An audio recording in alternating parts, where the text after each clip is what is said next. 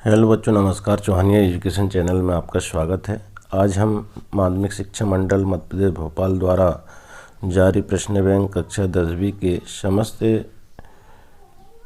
विषयों का परीक्षा में पूछे जाने वाले वस्तुनिष्ठ प्रश्नों को हल करेंगे, जिससे आपको 100% सफलता प्राप्त हो सकेगी। अगर आपके द्वारा चैनल को सब्सक्राइब नहीं किया गया है तो कृपया कर हमारे YouTube चैनल को सब्सक्राइब कर लाइक एवं शेयर ज़रूर कीजिएगा, जिससे कि आपको हमारे वीडियो की नोटिफिकेशन सबसे पहले प्राप्त हो सकेगी। हमारे द्वारा कक्षा 10वीं के पाठ्यक्रम से संबंधित समस्त विषयों का वीडियो बनाया जा रहा है। प्रत्येक विषय के 8 से 10 वीडियो बने हुए हैं। प्लेलिस्ट में जाकर के सभी वीडियो को देख सकते हैं एवं परीक्षा में ज़बरदस्त अंक हासिल कर सकते हैं। आइए अब हम वस्तुनिष्ठ प्रश्नों को हल करते हैं।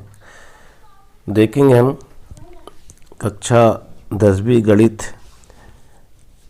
इस बार से जो है ये प्रश्न बैंक हल सहित प्रश्न बैंक को हम इस बार से की जो परीक्षा नवीनतम ब्लू प्रिंट के आधार पर होगी, तो हम यहाँ पर पहले नज़र मार लें ब्लू प्रिंट में। देखिए, अध्याय 1 से वास्तविक संख्याएं में इकाई आवंटित अंक है 6 अंक के। वस्तुनिष्ठ प्रश्न 2 अंक के आएंगे और 2-2 अंक के अंकवार प्रश्नों की संख्या रहेगी। यहाँ 2 अंक का एक प्रश्न आएगा, ऐसे कुल प्रश्न 2 आएंगे इस इकाई से। फिर अध्याय 2 से बहुपद में से 5 अंक के आएंगे। यहाँ अंक 1 अंक का एक प्रश्न और 2 अंक का ऐसे 2 प्रश्न आएंगे। इसी प्रकार सारे जो है यहाँ से आप देख सकते हैं पूरे इकाईवार अंक तालिका, किस इकाई से कितने अंकों के पूछे जाने हैं, कौन कौन से कितने अंकों के पूछे जाने हैं, यहाँ आप पूरा विस्तार से देख लेंगे। इसके बाद देखेंगे हम विषय सूची। तो अब विषय सूची में हम यहाँ पर देखेंगे वास्तविक संख्या जो है, पहला इकाई है बहुपद, 2 चर वाले रैखिक समीकरण और पृष्ठ की संख्या कहाँ कहाँ पर है। तो द्विघात समीकरण, समांतरण श्रेणी, त्रिभुज, निर्देशांक ज्यामिति, त्रिकोणमिति का परिचय, त्रिकोणमिति के कुछ अनुप्रयोग, वृत्तों से संबंधित क्षेत्रफल, पृष्ठीय क्षेत्रफल और आयतन, सांख्यिकी और प्रकार्यता, ये आपकी विषय सूची है। इतने अध्याय आपके होंगे, तो ये मान के चलिए कि हर अध्याय का एक वीडियो बना हुआ है। अब देखेंगे हम अध्याय 1 में वास्तविक संख्याएं। अब वास्तविक संख्याएं के अंतर्गत जो वस्तुनिष्ठ प्रश्न हैं उनको देखेंगे हम।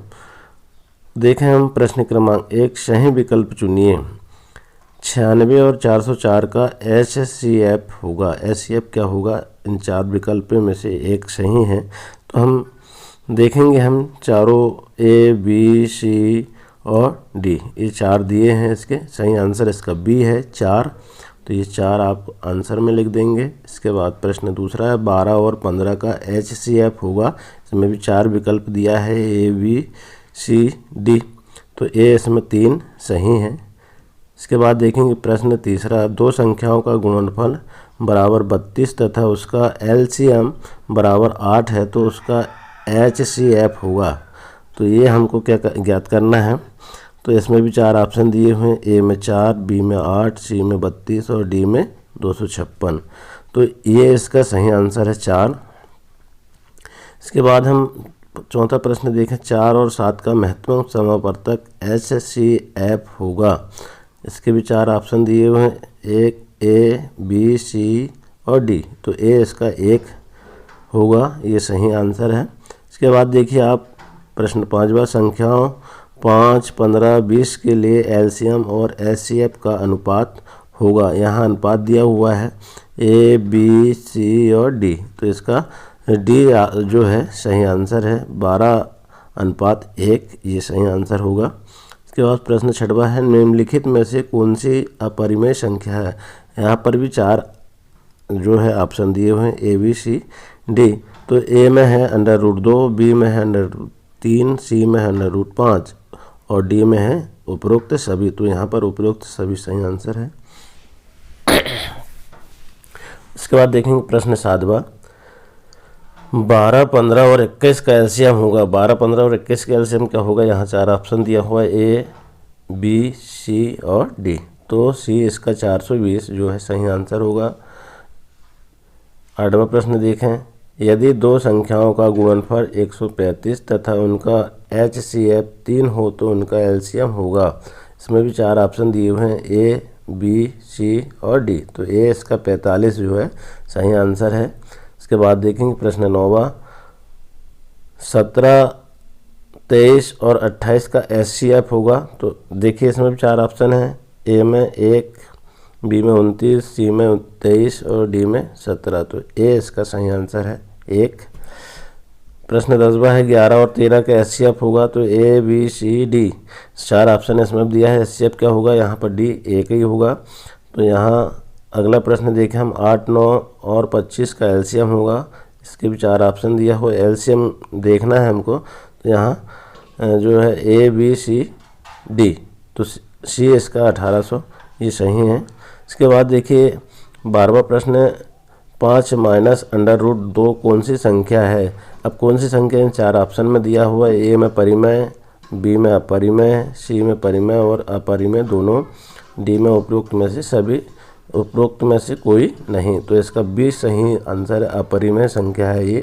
तो अपरिमेय संख्या लिख देंगे यहाँ पर। इसके बाद देखेंगे प्रश्न 13, 15 और 20 का एलसीएम होगा। 4 ऑप्शन दिया हुआ है, ए में 60, बी में 300, सी में 30 और डी में 90। तो इसका ये जो है सही आंसर है 60, सही आंसर यहाँ पर लिख देंगे। इसके बाद प्रश्न दूसरा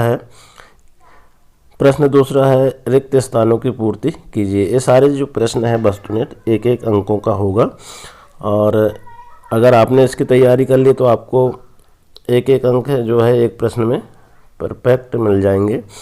रिक्त स्थान देखेंगे हम, संख्या 8, 9 और 25 के HCF का मान खालिस्तान होगा तो 1 होगा, यहाँ पर 1 लिख देंगे। इसके बाद देखेंगे प्रश्न दूसरा, √2 एक खालिस्तान संख्या है तो कौन सी संख्या? अपरिमेय संख्या है, अपरिमेय संख्या यहाँ पर लिख देंगे।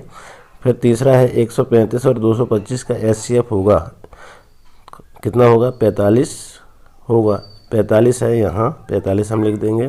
फिर चौथा है 3 √2 एक खालिस्तान संख्या है तो ये अपरिमेय संख्या है, अपरिमेय संख्या यहाँ पर भर देंगे। इसके बाद देखेंगे तीसरा प्रश्न, सत्य एवं असत्य लिखिए। तो एक प्राकृत संख्या का अभाज्य गुणनखंड उसके गुणनखंडों के क्रम को छोड़ते हुए अद्वितीय होता है, कैसा होता है? ये सत्य है। प्रश्न दूसरा है, प्रत्येक अपरिमेय संख्या एक वास्तविक संख्या होती है, ये भी सत्य है। तीसरा है, प्रत्येक वास्तविक संख्या एक अपरिमेय संख्या होती है, ये असत्य है। चौथा है 15 और 21 का एलसीएम 105 है, ये सत्य है। पांचवा है 1/√2 एक परिमेय संख्या है, ये असत्य है। छठवा है 2 संख्याओं का गुणनफल उनके HCF और LCM के गुणनफल के बराबर होता है, ये भी सत्य है। अगला है 26 और 91 का HCF 13 होगा, ये भी सत्य है।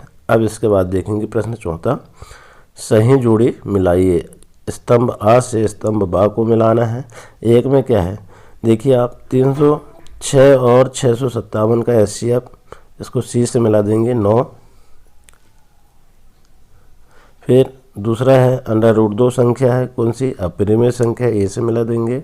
तीसरा है 9 और 27 का एलसीएम होगा 27, बी से मिला देंगे। इस प्रकार ये सही जोड़ी हो जाती है। इसके बाद देखेंगे हम यहाँ पर एक शब्द और एक वाक्य में उत्तर लिखिए। पहला, ये सारे प्रश्न जो है 1-1 अंकों के हैं, वो तैयारी आप कर लेंगे। पहला है 94 और 404 का HCF लिखिए, तो इसका 2 लिख देंगे हम। फिर दूसरा है संख्या 156 के अभाज्य गुणनखंड लिखिए, तो क्या लिखेंगे? 2 की वर्ग 2 गुणित 3 गुणित 13, ये लिख देंगे आप। इसके बाद तीसरा है 2 प्राकृत संख्याओं के लिए HCF और LCM में क्या संबंध होता है, तो यहाँ पर देखिए HCF कोष्टक में A, B कोष्टक बंद गुणित LCM कोष्टक में A, B कोष्टक बंद, फिर बराबर A गुणित B, ये इसका जो है एक हल है, ये लिख देंगे। इसके बाद चौथा प्रश्न है 6, 12 और 30 का एलसीएम कितना होगा, तो 60 होगा, यहाँ पर 60 लिख देंगे। तो इस तरह हमारे एक वाक्य वाले प्रश्न ऐसे हम हल कर लेंगे। इसके बाद 5वां प्रश्न है, क्या √5 एक अपरिमेय संख्या है? तो हाँ लिख देंगे यहाँ पर। फिर अगला है, संख्या 8, 9 और 25 का HCF कितना होगा? तो 1 होगा। इसके बाद देखेंगे हम 7वां, संख्या 5005 के अभाज्य गुणनखंड लिखिए। तो 5 × 7 × 11 × 13 ये अभाज्य गुणनखंड है। इस प्रकार से हम लिख देंगे। तो आशा है बच्चों आपको वीडियो पसंद आया होगा। इसी तरह सारे वस्तुनिष्ठ प्रश्न हर एक इकाई से जितने भी दिए हुए हैं सबके हल आपको वीडियो के माध्यम से मिल जाएंगे। तो आप चैनल पर बने रहें। धन्यवाद।